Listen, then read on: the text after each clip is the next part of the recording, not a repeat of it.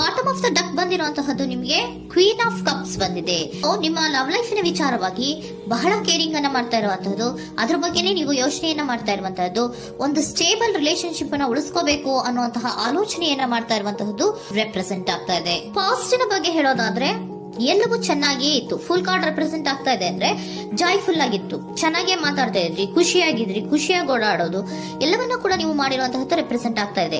ಆದ್ರೆ ನೀವು ಯಾವಾಗ ಸೀರಿಯಸ್ ಆಗಿ ಕಮಿಟ್ಮೆಂಟ್ ಅನ್ನ ಕೇಳೋದಕ್ಕೆ ಶುರು ಮಾಡ್ತಿರೋ, ಅಥವಾ ನೀವ್ ಯಾವಾಗ ಸ್ವಲ್ಪ ಚೇಂಜಸ್ ಗಳನ್ನ ಮಾಡ್ಕೋ ಅಂತ ಹೇಳೋದಕ್ಕೆ ಶುರು ಮಾಡ್ತಿರೋ, ಅಥವಾ ನೀವು ಸ್ಪಷ್ಟವಾಗಿ ನಿಮ್ಮ ಲವ್ ಲೈಫಿನ ವಿಚಾರವಾಗಿ ಹೀಗೆ ಇರ್ಬೇಕು ಅಂತ ಯಾವಾಗ ಒಂದು ಗಡಿಗಳನ್ನ ಹಾಕೋಕೆ ಶುರು ಮಾಡ್ತಿರೋ, ಆಗ ನಿಮ್ಮ ಲವ್ ಲೈಫಿನ ವಿಚಾರದಲ್ಲಿ ಫೀಲಿಂಗ್ಗಳು ಲೆಫ್ಟ್ ಔಟ್ ಆಗುವಂತ ಸಾಧ್ಯತೆಗಳು ಇದ್ದಿರುವಂತಹದ್ದು ನಿಮ್ಮ ಪಾಸಿಟಿವ್ ನಲ್ಲಿ ರೆಪ್ರೆಸೆಂಟ್ ಆಗ್ತದೆ.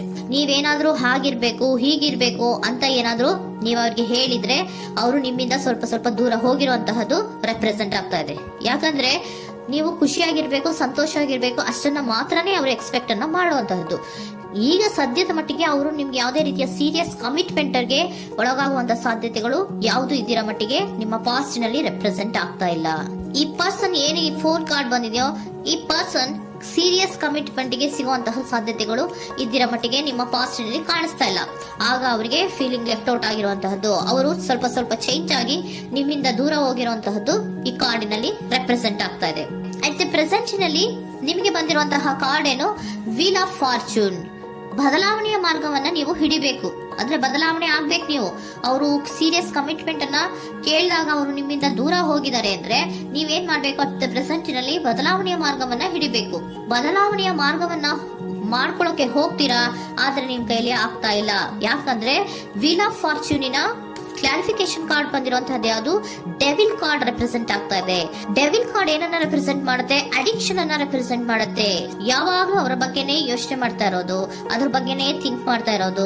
ಸ್ವಲ್ಪ ಬದಲಾವಣೆ ಮಾಡ್ಕೊಳಕ್ ಹೋಗ್ತೀರಾ, ಮತ್ತೆ ಪುನಃ ವಾಪಸ್ ಹಿಂದಕ್ಕೆ ಬರ್ತೀರಾ, ಮತ್ತೆ ಆಲೋಚನೆಯನ್ನ ಮಾಡಕ್ಕೆ ಶುರು ಮಾಡ್ತೀರಾ. ಆ ಕಾರಣವಾಗಿಯೇ ನಿಮ್ಗೆ ನೋವುಗಳು ಆಗ್ತಾ ಇರುವಂತದ್ದು ಅಟ್ ಪ್ರೆಸೆಂಟಿನಲ್ಲೂ. ನೀವು ಬದಲಾವಣೆ ಆಗೋಕೆ ಹೋಗ್ತೀರಾ, ಎಲ್ಲಿ ಬದಲಾವಣೆ ಆಗ್ತಾ ಇದ್ದೀರಾ, ಎಲ್ಲಿ ಚೇಂಜಸ್ ಆಗ್ತಾ ಇದ್ದೀರಾ, ನೀವು ಆಗ್ತಾ ಇಲ್ಲ. ಯಾಕೆ ಹೇಳಿ, ನಿಮ್ಮಲ್ಲಿ ಅಡಿಕ್ಷನ್ ಗಳು ರೆಪ್ರೆಸೆಂಟ್ ಆಗ್ತಾ ಇದೆ. ತುಂಬಾ ಅಡಿಕ್ಷನ್ ಇರೋದ್ರಿಂದ, ನಿಮ್ಮ ಲವ್ ಲೈಫ್ ನ ವಿಚಾರವಾಗಿ ನೀವು ತುಂಬಾ ಅಡಿಕ್ಟ್ ಆಗಿರೋದ್ರಿಂದ ನೀವು ಯಾವುದೇ ರೀತಿಯ ಬದಲಾವಣೆಯನ್ನ ನೀವು ಮಾಡ್ಕೋತಿಲ್ಲ. ನಿಮ್ಮ ಲವ್ ಲೈಫ್ ನ ವಿಚಾರವಾಗಿ ನೀವು ಬದಲಾವಣೆಯನ್ನೇ ಮಾಡ್ಕೋತಾ ಇಲ್ಲ. ಅವ್ರು ಕಮಿಟ್ಮೆಂಟ್ ಕೊಟ್ಟಿಲ್ಲ, ಅವ್ರು ಹೋದ್ರು ಅಂದ್ಮೇಲೆ ನೀವು ಮುಂದೆ ಬರ್ಬೇಕು, ನಿಮ್ಮ ಜೀವನದಲ್ಲಿ ನೀವು ಮುಂದೆ ಬರ್ಬೇಕು. ಸೊ ನೀವು ಮುಂದೆ ಬರಕ್ ಹೋಗ್ತೀರಾ, ಆದ್ರೆ ಅಲ್ಲೇ ಸ್ಟ್ರಕ್ ಆಗ್ತಾ ಇರುವಂತಹದ್ದು ರೆಪ್ರೆಸೆಂಟ್ ಆಗ್ತಾ ಇದೆ. ನೀವ್ ಯಾವಾಗ ಅಡಿಕ್ಷನ್ ಗಳನ್ನ ಜಾಸ್ತಿ ಮಾಡ್ಕೋತಿರೋ ಅಬ್ಸೆಷನ್ ಆಗತ್ತೆ. ಯಾವಾಗ ನಿಮ್ಮಲ್ಲಿ ಅಬ್ಸೆಷನ್ ಗಳಾಗಕ್ಕೆ ಶುರು ಆಗುತ್ತೋ ಆಗ ನಿಮ್ಮ ನೋವುಗಳು ಜಾಸ್ತಿ ಆಗುತ್ತೆ. ಕಣ್ಣೀರಿಡೋದು, ನೋವನ್ನ ಪಡೋದು, ಸಂಕಟ ಪಡೋದು, ಪದೇ ಪದೇ ನೆನಪಿಸ್ಕೊಳ್ಳೋದು, ಅಳೋದು, ಆಗದೇ ಇಲ್ವೇನೋ ನನಗೆ ಅನ್ನುವಂತಹ ರೀತಿಯಲ್ಲಿ ಅಟ್ ಪ್ರೆಸೆಂಟ್ ನಲ್ಲಿ ಕೆಲವೊಬ್ರು ಇರುವಂತಹದ್ದು ರೆಪ್ರೆಸೆಂಟ್ ಆಗ್ತಾ ಇದೆ.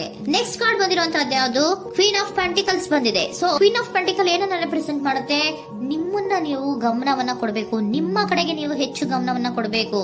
ಅವ್ರು ನಿಮ್ಗೆ ಸೀರಿಯಸ್ ಕಮಿಟ್ಮೆಂಟ್ ಕೊಡ್ಲಿಲ್ಲ, ಫೀಲಿಂಗ್ ಲೆಫ್ಟ್ ಔಟ್ ಆಯ್ತು, ಅವರು ದೂರ ಆಯ್ತು, ಹೋದ್ರು ಅಲ್ವಾ. ಸೊ ನೀವೇನ್ ಮಾಡ್ಬೇಕು, ನೀವು ನಿಮ್ ಕಡೆಗೆ ಗಮನವನ್ನ ಕೊಡಬೇಕು.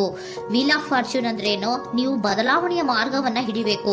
ಬದಲಾವಣೆಯ ಮಾರ್ಗವನ್ನ ಮಾಡ್ಕೊಳ್ಳೋದಕ್ಕೆ ಹೋದ್ರೂ ಕೂಡ ಮತ್ತೆ ವಾಪಸ್ ಹಿಂದೆ ಬರೋದು, ಮತ್ತೆ ಅಡಿಕ್ಷನ್ ಆಗೋದು, ಮತ್ತೆ ನೆನಪಿಸ್ಕೊಳ್ಳುವಂತಹದ್ದು, ಮತ್ತೆ ನೋವನ್ನ ಪಡುವಂತಹದ್ದು ನಿಮ್ಮಲ್ಲಿ ರೆಪ್ರೆಸೆಂಟ್ ಆಗ್ತಾ ಇದೆ. ನೀವು ಈ ಅಡಿಕ್ಷನ್ ಗಳಿಂದ ನೀವು ಆಚೆ ಬರಬೇಕು ಅಂದ್ರೆ ನಿಮ್ಮನ್ನ ನೀವು ಬ್ಯುಸಿಯಾಗಿ ಇಟ್ಕೋಬೇಕು. ಟೈಮ್ ಇದ್ರೂ ಕೂಡ ಮತ್ತೆ ಪುನಃ ಹಿಂದೆ ಬಂದು ನೀವು ಆಲೋಚನೆ ಮಾಡುವಂತಹ ಸಾಧ್ಯತೆಗಳು ಇದೆ. ಅದಕ್ಕೆ ನೀವು ಅಟ್ ಪ್ರೆಸೆಂಟ್ ನಲ್ಲಿ ನೀವು ಆ ಫೀಲಿಂಗ್ ಇಂದ, ಈ ನೋವಿನಿಂದ ನೀವು ಆಚೆ ಬರ್ಬೇಕಂದ್ರೆ ನೀವೇನ್ ಮಾಡ್ಬೇಕು, ಸ್ವಲ್ಪ ಏನಾದ್ರೂ ಬ್ಯುಸಿ ಆಗ್ಬೇಕು, ಕೆಲಸಗಳನ್ನ ಮಾಡೋದಕ್ಕೆ ಶುರು ಮಾಡ್ಬೇಕು. ನಿಮಗೆ ಗೊತ್ತಿರುವಂತಹ ಯಾವ ಕೆಲಸವಾದ್ರೂ ಸರಿ, ನೀವು ಸ್ವಲ್ಪ ಬ್ಯುಸಿ ಆಗಿರೋದಕ್ಕೆ ಪ್ರಯತ್ನವನ್ನ ಮಾಡ್ತಾ ಇರುವಂತಹದ್ದು, ಮಾಡುವಂತಹದ್ದು ರೆಪ್ರೆಸೆಂಟ್ ಆಗ್ತಾ ಇದೆ. ಕೆಲವೊಬ್ರು ಮಾಡ್ತಾ ಇದ್ದೀರಾ, ಕೆಲವೊಬ್ರು ಮಾಡುವ ಕಡೆಗೆ ಆಲೋಚನೆಯನ್ನ ಮಾಡ್ತಾ ಇರುವಂತಹದ್ದು ಅಟ್ ಪ್ರೆಸೆಂಟ್ ನಲ್ಲಿ ರೆಪ್ರೆಸೆಂಟ್ ಆಗ್ತಾ ಇದೆ. ಇಮಿಡಿಯೇಟ್ ಫ್ಯೂಚರ್ ನಲ್ಲಿ ಏನ್ ರೆಪ್ರೆಸೆಂಟ್ ಆಗ್ತಾ ಇದೆ, ನೈಟ್ ಆಫ್ ಸೋರ್ಟ್ಸ್ ರೆಪ್ರೆಸೆಂಟ್ ಆಗ್ತಾ ಇದೆ. ನೀವು ಕ್ವಿಕ್ ಥಿಂಕಿಂಗ್ ಅನ್ನ ಮಾಡಿ ಏನೋ ಒಂದು ಆಕ್ಷನ್ ಅನ್ನ ತಗೋಬೇಕು ಅನ್ನೋದ ಆಲೋಚನೆಯನ್ನ ಮಾಡ್ತೀರಾ, ಬಹಳ ಫೋಕಸ್ ಅನ್ನ ಮಾಡ್ತೀರಾ ಒಂದು ವಿಚಾರವಾಗಿ, ಕ್ವಿಕ್ ಥಿಂಕಿಂಗ್ ಅನ್ನ ಮಾಡ್ಬೇಕು ಅಂತ. ಮತ್ತೆ ಪುನಃ ಏನ್ ಮಾಡ್ತೀರಾ, ನಿಮ್ಮ ಮುಂದೆ 2 ಆಪ್ಷನ್ಗಳು ಬಂದ್ಬಿಡುತ್ತೆ. ಯಾವ್ದು ಮಾಡ್ಲಿ, ಹೇಗ್ ಮಾಡ್ಲಿ, ಏನ್ ನನ್ನ ಕೈಲಿ ಆಗ್ತಾ ಇಲ್ವಲ್ಲ ಮರೆಯೋದಕ್ಕೆ, ಮುಂದೆ ಹೋಗೋಣ ಅಂತೀನಿ, ಮತ್ತೆ ಏನಿದು ಕನ್ಫ್ಯೂಷನ್ ಅಂತ ಮತ್ತೆ ಕನ್ಫ್ಯೂಷನ್ ಅಲ್ಲಿ ಇರುವಂತಹದ್ದು ಇಮಿಡಿಯೇಟ್ ಫ್ಯೂಚರ್ ನಲ್ಲಿ ರೆಪ್ರೆಸೆಂಟ್ ಆಗ್ತಾ ಇದೆ. ನೀವೇನ್ ಮಾಡ್ಬೇಕು, ಈ 2 ಆಯ್ಕೆಗಳಲ್ಲಿ ನಿಮಗೆ ಯಾವ ಆಯ್ಕೆ ಬೇಕು ಅನ್ನೋದನ್ನ ಫಸ್ಟ್ ಆಲೋಚನೆಯನ್ನ ಮಾಡಿ ನಂತರ ನಿರ್ಧಾರವನ್ನ ಮಾಡಬೇಕಾಗುತ್ತೆ. ಡಿಟರ್ಮಿನೇಷನ್ ಅಂಡ್ ಡೈರೆಕ್ಷನ್, ನಿರ್ಣಯವನ್ನ ಮಾಡಿ ಅದೇ ದಾರಿಯಲ್ಲಿ ನೀವು ಮುಂದೆ ಹೋಗ್ಬೇಕು. ಈ ಆಲೋಚನೆಯನ್ನ ಮಾಡಬೇಕು.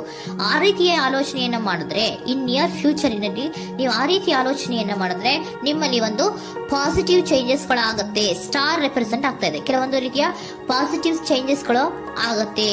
ನಿಮ್ಗೆ ಏಂಜಲ್ ಗೈಡೆನ್ಸ್ ಏನ್ ಕೊಡ್ತಾರೆ ಅನ್ನೋದನ್ನ ನೋಡೋಣ. ನಾಟ್ ದ ರೈಟ್ ಟೈಮ್, ಇದು ಕರೆಕ್ಟ್ ಆಗಿರುವಂತಹ ಟೈಮ್ ಅಲ್ಲ.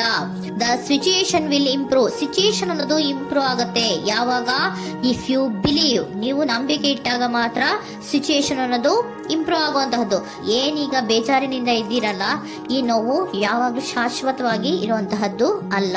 ನಾಟ್ ದ ರೈಟ್ ಟೈಮ್, ಇದು ಕರೆಕ್ಟ್ ಆಗಿರುವಂತಹ ಸಮಯ ಅಲ್ಲ. ಸ್ವಲ್ಪ ವೇಟ್ ಮಾಡು, ನೀವು ಚೇಂಜಸ್ ಮಾಡ್ಕೊಳ್ಳೋ ಕಡೆಗೆ ಹೆಚ್ಚು ಗಮನವನ್ನ ಕೊಡು, ಅಲ್ಲಿ ಚೇಂಜಸ್ ಆಗತ್ತೆ ಅನ್ನೋದನ್ನ ಏಂಜಲ್ ಗೈಡೆನ್ಸ್ ನಿಮ್ಗೆ ಕೊಡ್ತಾ ಇದ್ದಾರೆ. Surrender your full power.